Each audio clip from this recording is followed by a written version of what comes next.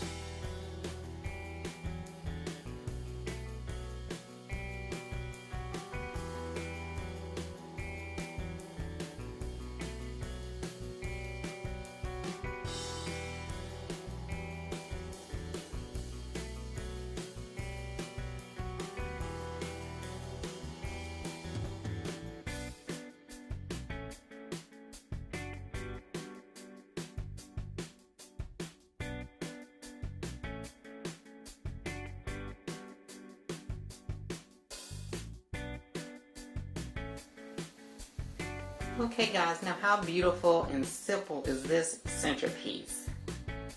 This was so easy to make. Now let's go ahead and start playing around and decorating with it.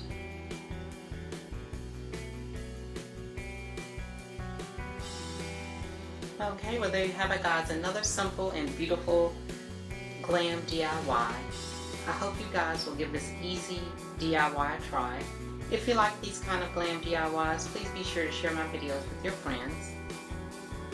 If you're new to the channel, please subscribe and hit the notifications bell so that you don't miss any of the future uploads. And I will see you all in the next video. Bye bye.